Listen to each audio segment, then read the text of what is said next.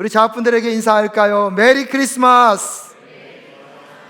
네, 메리 기쁨의 그리스도를 예배한다는 그 뜻이라고 하는데요, 여러분, 무엇보다도 성탄 때뿐만 아니라 우리의 삶이 날마다 메리 크리스마스일 수 있기를 간절히 소원합니다.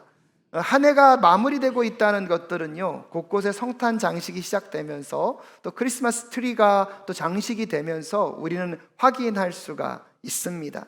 2023년이 이제 마무리되어져 가고 있고, 이제 12월 마지막 달을 우리는 맞이하고 있습니다. 그래서 성탄이 되면 성탄절 크리스마스 트리도 그렇고 우리 마음을 설레게 하는 게 있습니다. 뭘 받기 때문입니까? 선물을 받기 때문인 것 같습니다. 조금 오래된 조사인데요, 2020년 조사에 따르면 성탄에 가장 받고 싶은 선물 2위는 무엇이냐면 태블릿과 같은 IT 기기라고 합니다. 11.1%고요. 3위는요 기프티콘입니다. 조심하십시오. 이모티콘 아닙니다. 기프티콘을 꼭 받고 싶다고 합니다. 선물을 줄 수 있는 기프티콘이 10.2%에 달했고요. 4위는 명품이라고 합니다. 8.1%. 5위는요 지갑 및 가방인데요, 7.7%였다고 합니다. 그렇다면 여러분, 남녀노소 세대를 불문하고 대망의 1위는 한결같습니다. 뭔지 아십니까? 여러분이 말한 뭐니 해도 현금이 최고입니다. 21%를 차지했고요, 정말로 높은 수준을 갖고 있습니다. 반대로요, 가장 받고 싶지 않은 선물이 있는데요, 1위가 뭐냐면 마스크 및 손세정제 등의 방역용품이라고 합니다. 16.4%를 차지했고요. 2위가 꽃다발 14.8%. 3위는 잘 이해가 되지 않는데 3위가 게임기더라고요. 게임기가 14.7%. 그리고 4위가 뭐냐면 건강식품 9.4%고요. 근데 5위가 좀 놀랍습니다. 5위는 뭐냐면 손편지 8.6%. 받고 싶지 않은 선물. 여러분은 올 성탄절에 어떤 선물을 받고 싶으십니까? 또한 이 성탄에 여러분이 기대하고 소망하는 것들은 어떤 일들이 있으십니까? 요즘 아이들은요, 예수님을 기다리는 게 아니라 누구를 기다리죠? 산타를 기다린다고 합니다. 왜? 착한 일 많이 하면 산타가 뭐 주니까요? 선물을 주니까. 그래서 선물을 열심히 받기 위해서 착한 일을 많이 하고 주변에 알립니다. 나는 올해는 게임기를 받고 싶습니다 하고 착한 일을 많이 했어요. 25일 날 선물 박스가 가득 차여 있는데 자기 선물을 딱 뜯어봤더니 세계 문학 전집. 그럼 마음이 어떻겠습니까? 얼마나 힘들고 어려울까요? 유튜브 영상을 보면 가끔씩 자기가 원했던 선물이 아니어서 울고 불고 난리 나는 아이들의 영상이 성탄절이 지나고 나면 꼭 뜨게 됩니다. 근데 또 반면에 어떤 아이들은 바나나 2개 받고도 너무 좋아가지고 막 들뜨는 모습들을 우리는 볼 수가 있습니다.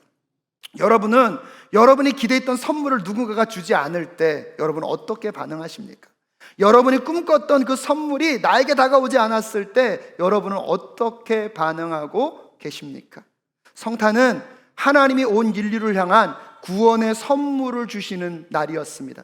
그래서 메시아이신 예수 그리스도를 이 땅 가운데 보내주셨습니다. 근데 문제는 무엇이냐면 예수를 기다리는 그 시대에 유대인들에게 있어 가장 높은 기대는 메시아 대망사성이었습니다. 왜냐하면 로마의 식민지로 살고 있었기 때문에 다윗과 같은 강력한 왕이 나타나서 그 식민지로부터 우리의 민족을 해방시키고 그 어느 나라보다 부귀하고 영광스러운 이스라엘의 그 영광을 회복하기 위한 기대가 그들에게 너무나 많이 있었기 때문입니다. 하지만 그들이 기대했던 메시아와 예수 그리스도의 모습은 너무나 달랐습니다. 결국 그들은 그 예수를요 십자가에 못 박아 죽였습니다.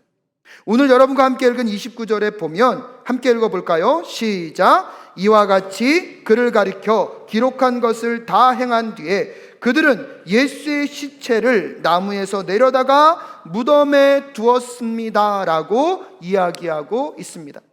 그래서 사도 바울이 먼저 예수님의 십자가의 죽음에 대한 이야기들을 하고 있는 것입니다. 여러분, 그 수많은 군중들도 그들이 기대했던 메시아가 아니니까 예수를 십자가에 못 박아 죽였습니다. 그들뿐입니까? 예수를 따르던 제자들도 예수님이 십자가의 고난과 죽음을 이야기하자 이렇게 반응합니다. 마태복음 16장 21절부터 22절까지의 말씀 함께 읽겠습니다. 시작. 그때부터 예수께서는 자기가 반드시 예루살렘에 올라가야 하며 장로들과 대제사장들과 율법학자들에게 많은 고난을 받고 죽임을 당해야 하며 사흘째 되는 날에 살아나야 한다는 것을 제자들에게 밝히기 시작하셨다. 22절. 이에 베드로가 예수를 따로 붙들고 주님, 안 됩니다, 절대로 이런 일이 주님께서 일어나서는 안 됩니다 하고 말하면서 예수께 대들었다라고 얘기하고 있습니다. 예수님의 십자가의 죽음은 그들의 기대와 원함과는 다른 사건이었습니다. 그들이 꿈꾸는 메시아의 모습이 아니었기 때문에 수많은 무리들이 예수님을 따랐지만 결국 그들은 예수를 십자가에 못 박아 죽였습니다.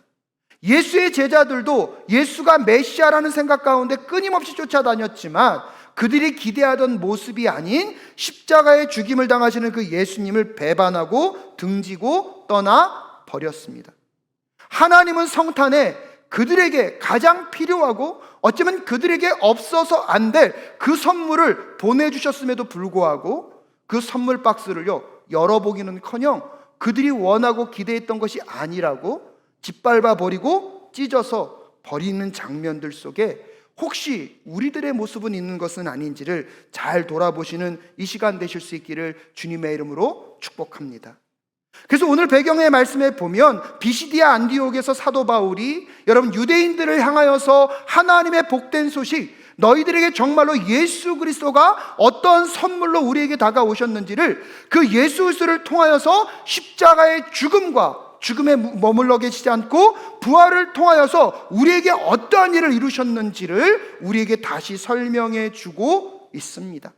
사랑하는 여러분, 이제 다시 성탄을 준비하고 기다리는 우리에게 그 성탄이 우리에게 어떠한 선물의 의미가 있었는지를 다시 한번 살펴보는 대림절 기간이 되실 수 있기를 주님의 이름으로 축복합니다.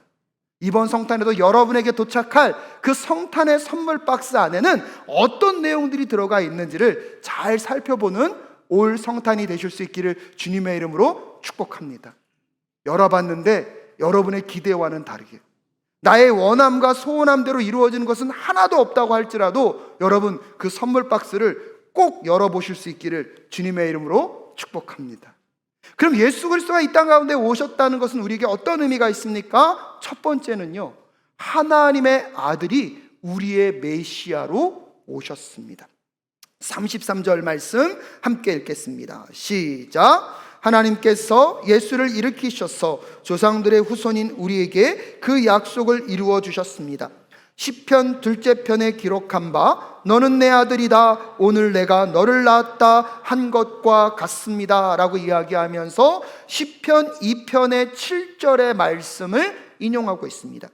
시편 2편의 7절 말씀도 함께 읽겠습니다. 시작. 나 이제 주님께서 내리신 칙령을 선포한다. 주님께서 나에게 이르시기를 너는 내 아들 내가 오늘 너를 낳았다. 아멘. 시편 2편은요 사무엘하 7장에서 하나님과 다윗과 언약을 맺으십니다. 그 다윗과의 언약이 온전히 성취되는 것들을 왕의 즉위식을 통하여서 온 열방 가운데 선포하고 있습니다.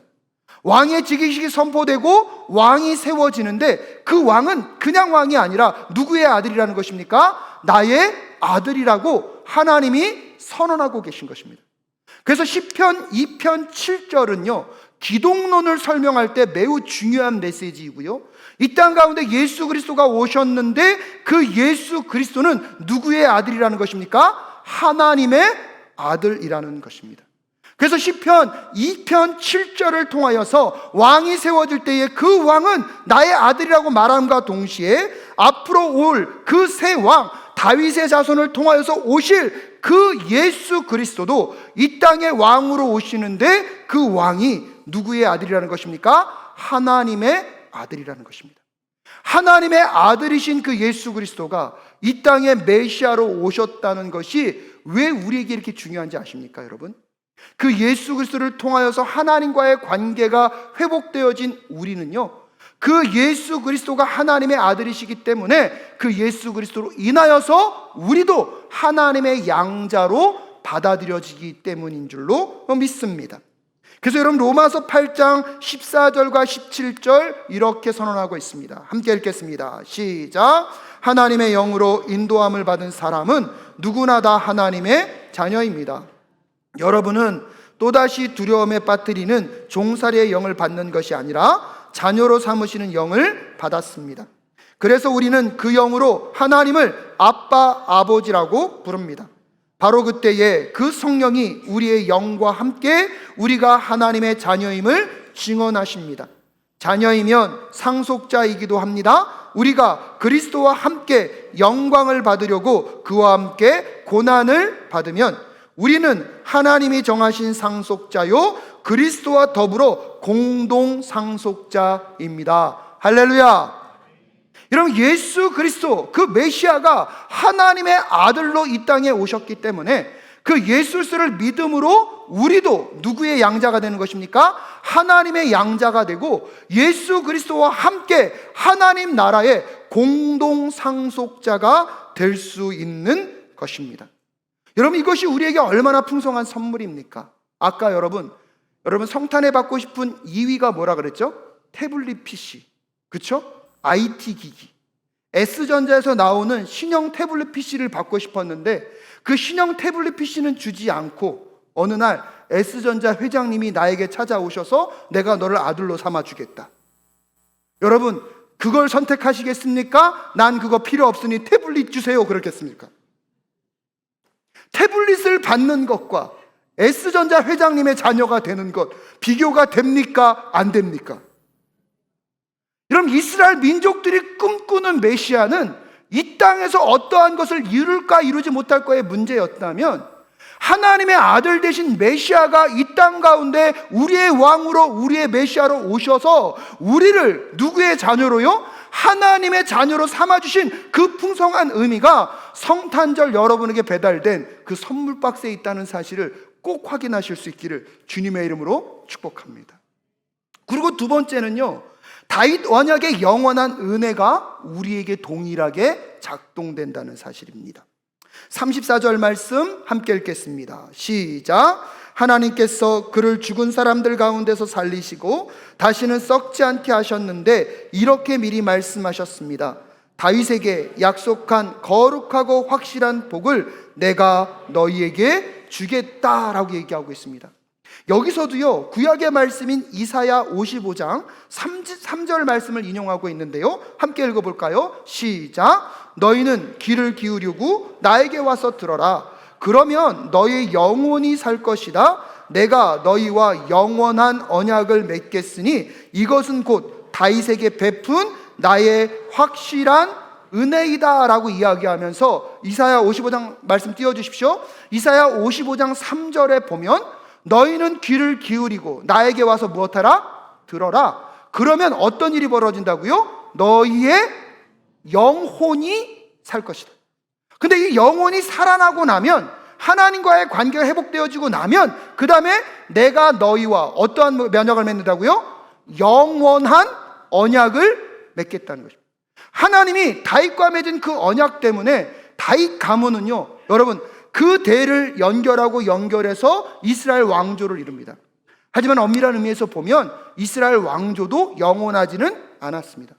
하지만 그 다윗의 가문을 통하여서 이 땅에 메시아이신 예수 그리스도가 나오셨는데 그 예수 그리스도를 통하여서 이제 우리가 그 다윗의 언약의 은혜 아래에 있는 하나님 나라 백성이 되었다는 사실입니다. 그런데 그 언약은요, 일시적인 언약이 아니라 어떤 언약이라고요? 영원한 언약이라는 것입니다. 그래서 이 부분을 설명하면서 김혜권 교수는 이렇게 말합니다. 영원한 언약은 인간이 어떤 수단을 쓰더라도 해체할 수 없는 언약이다. 하나님의 압도적인 은혜가 주도하고 지키는 비대칭적인 쌍무 언약이기 때문이다. 이것도 되게 놀라운 게 뭐냐면 대칭적인 언약이 아니라 무슨 언약이라고요? 비대칭. 대칭이라면 언약을 맺을 때 똑같은 조건인데 그게 아니라 비대칭이기 때문에 우리가 실패하고 무너지고 넘어진다 할지라도 누구의 은혜가 커요? 하나님의 은혜와 하나님의 사랑이 비대칭으로 크기 때문에 여러분, 이 언약은요 효과가 있고 지금도 지속될 수 있는 것입니다. 그러면서 계속해서 이 언약은 시내산 언약과 달리 언약을 위반해도 징계를 받을지언정 하나님의 절대적인 사랑은 변함이 없다는 것을 확증하는 언약이다. 이 언약은 최초로 다윗을 통해 베푸신 언약이며 그 다윗에게 베푸신 언약이 예수 그리스도를 통하여서 누구에게도요? 우리에게도 흘러왔다는 사실입니다. 예수 그리스도 안에서 하나님의 양자된 자들에게는 하나님이 다윗과 한 그 언약의 은혜가 동일하게 임하게 됩니다. 그렇기 때문에 하나님께서 베푸시는 은혜의 구원 아래에 있는 자들은 결코 사망의 심판대 위에 세워지지 않게 될 줄로 믿습니다. 오늘 잘 살아보려고 하다가 실패하고 넘어졌지만 그럼에도 불구하고 여러분, 하나님의 은혜와 사랑에서 끊어낼 수 있는 것은 아무것도 없습니다. 그래서 로마서 8장 35절과 39절에서 이렇게 얘기합니다. 천천히 읽겠습니다. 시작. 누가 우리를 그리스도의 사랑에서 끊을 수 있겠습니까? 환난입니까? 곤고입니까? 박해입니까? 굶주림입니까? 헐벗음입니까? 위협입니까? 또는 칼입니까? 성경에 기록된 바 우리는 종일 주님을 위하여 죽임을 당합니다. 우리는 도살할 양과 같이 여김을 받았습니다. 한 것과 같습니다. 그러나 우리는 이 모든 일에서 우리를 사랑하여 주신 그분을 힘입어서 이기고도 남습니다. 나는 확신합니다. 죽음도 삶도 천사들도 권세자들도 현재일도 장래일도 능력도 높음도 깊음도 그 밖에 어떤 피조물도 우리를 우리 주 예수 그리스도 안에 있는 하나님의 사랑에서 끊을 수 없습니다. 할렐루야. 여러분, 설교를 준비하면서요 한 절 한 절을 읽는데 이게 너무나 가슴 가운데 깊이 오더라고요. 나는 연약하고 나는 부족합니다. 잘 살아보려고 했지만 넘어지고 또 죄를 짓습니다.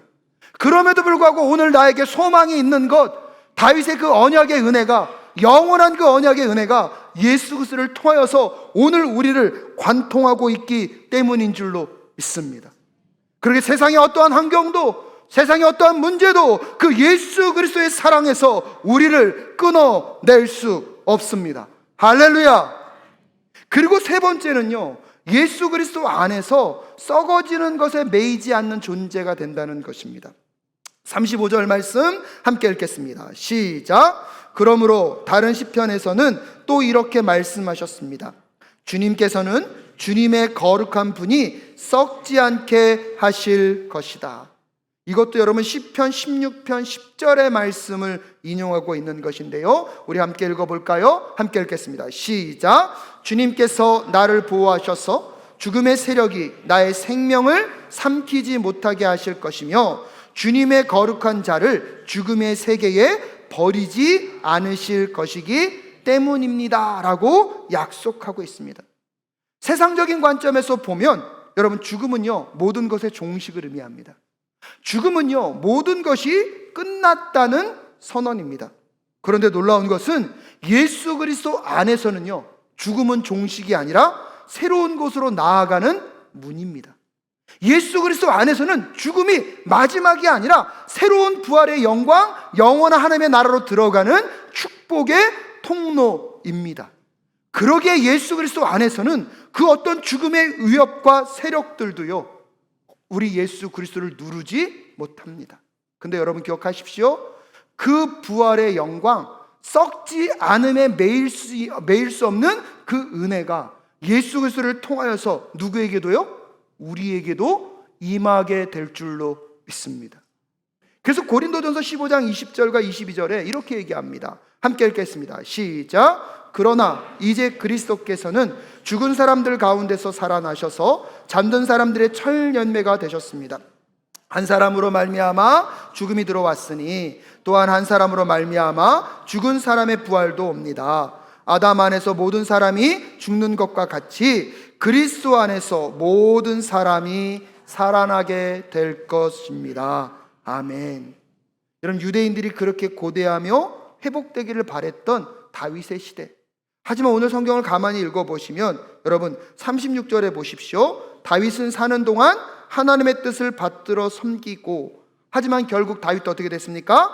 잠들어서 조상들 곁에 묻혀 썩고 말았다고 얘기합니다. 다윗도 결국은 썩는 위치로 갔지만, 여러분 37절 말씀 함께 읽겠습니다. 시작. 그러나 하나님께서 살리신 분은 썩지 않으셨습니다.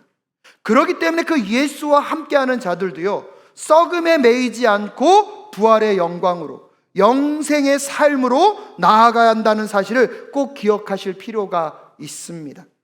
그러면서 네 번째로요, 예수 그리스도 안에서 죄 용서와 의롭다 칭함을 받게 된다는 것입니다. 우리 38절과 39절 말씀 함께 읽겠습니다. 시작. 그러므로 동포 여러분, 바로 이 예수로 말미암아 여러분에게 죄 용서가 선포된다는 것을 알아야 합니다. 여러분이 모세의 율법으로는 의롭게 될 수 없었던 그 모든 일에서 풀려납니다. 믿는 사람은 누구나 다 예수 안에서 의롭게 됩니다 라고 이야기하고 있습니다. 예수 그리스도 안에서 죄사함, 죄에 대한 문제를 해결받은가 동시에 예수로 옷 입었기 때문에 하나님께서 의롭다, 이신칭의의 은혜가 임한다는 것입니다. 그런데 여러분, 오늘 본문을 가만히 읽다 보면 36절부터 39절까지 이 모세와 다윗과 누구를 대조시킵니까? 예수님을 대조시킵니다. 그렇다면 왜 다윗과 모세와 예수님을 대조시킬까요? 그 당시 유대 사람들에게 있어서 그들의 나라 가운데 메시아로서 가장 적합한 인물, 가장 이 정도 수준이라고 말할 때, 최고의 수준을 말할 때 누구를 말하기 때문입니까? 다윗을 말하기 때문입니다. 또한 모세는요, 이스라엘 민족들을 이집트로부터 출애굽시키고 모세가 시내 산에서 언약을 받음으로 이스라엘 민족의 거룩의 근거인, 여러분 의로움의 근거인 율법을 받아왔기 때문에 모세와 다윗은요, 이스라엘 민족들이 생각할 때에 메시아라면 최소한 어느 위치까지 가야 된다는 거예요? 다윗과 모세까지는 돼야 된다는 겁니다. 하지만 오늘 성경 우리에게 말하고 있습니다. 그런 다윗과 모세를 뛰어넘는 누가요?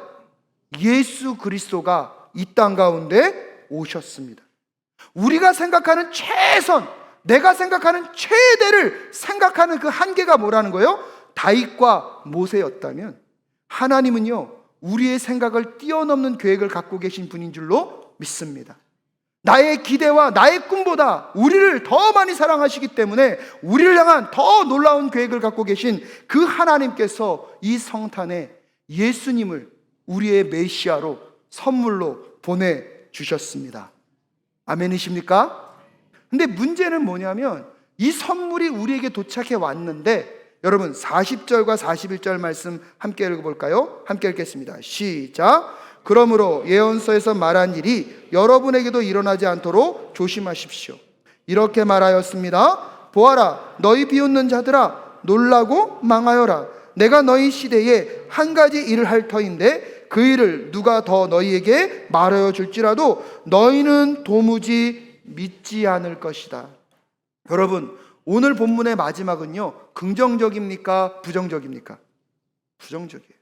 이렇게 놀랍고 아름다운 선물 박스가 성탄에 우리에게 도착했음에도 불구하고 여러분, 믿는 자들보다는 믿지 않는 자들, 그것을 기뻐하며 받아들이는 자들보다는 비웃고 여러분 무시하는 자들이 더 많다는 사실을 성경은 우리에게 꼭 이야기해 주고 있습니다. 하지만 사랑하는 여러분, 예수님은 온 인류의 구원자로 이 땅에 오셔서 십자가에 죽으시고 무덤에 묻히셨습니다. 하지만 무덤에 그냥 계신 것이 아니라 부활하셔서 사람들에게 보여주시고 다시 오심을 약속하여 주셨습니다. 이것을 믿고 다윗에게 임한 그 은혜와 부활의 소망, 제사함을 받는 의롭다 칭함을 받는 그 놀라운 선물이 오늘 여러분에게 임할 수 있기를 주님의 이름으로 축복합니다.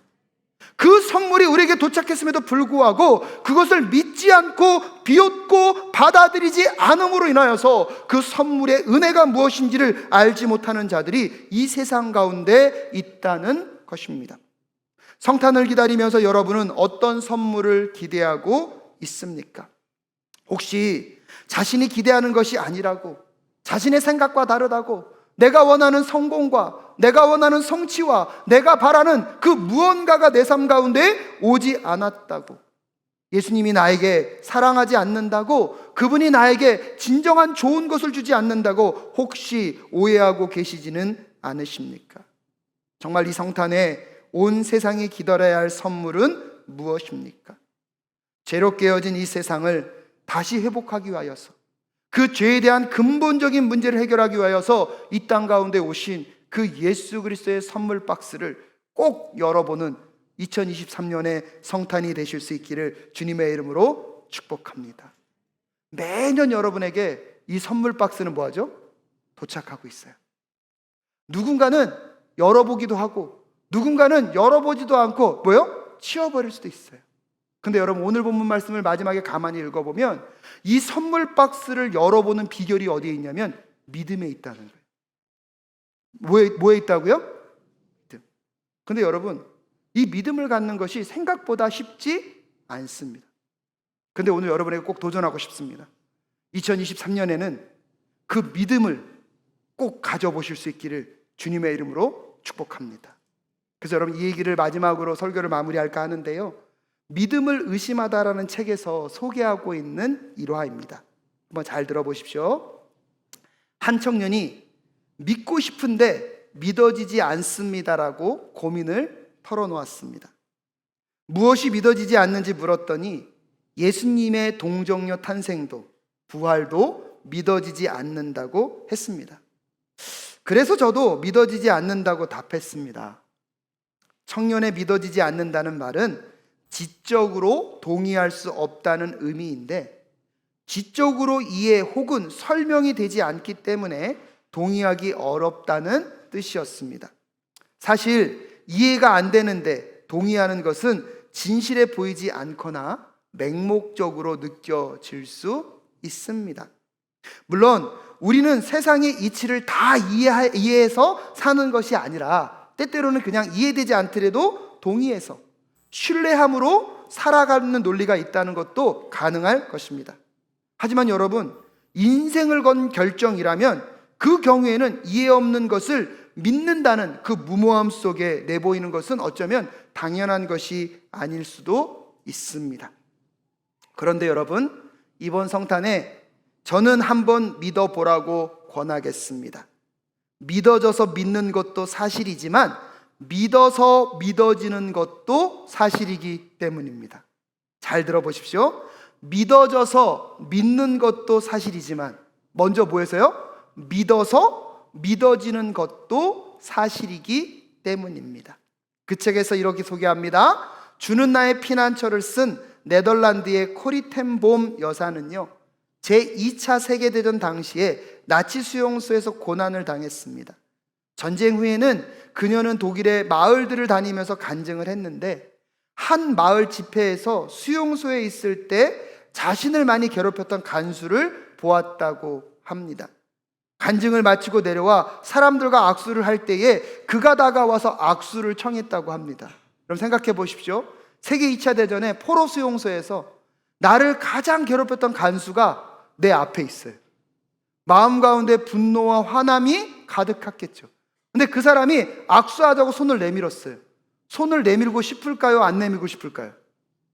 마음에는요, 내밀고 싶어요? 안 내밀고 싶어요? 안 내밀고 싶어요. 근데 놀라운 일은 무엇이냐면, 그녀는 화가 치밀고 힘들었지만 그가 내민 손을 잡았습니다. 그러자 하나님이 용서하는 마음을 주셨습니다. 저는 이게 되게 중요하다고 생각해요. 이해되지 않으니까 믿지 않겠다는 것도 합리적이긴 해요. 하지만 때때로 어떤 것은요, 이해되지 않았지만 먼저 뭐 하겠다고요?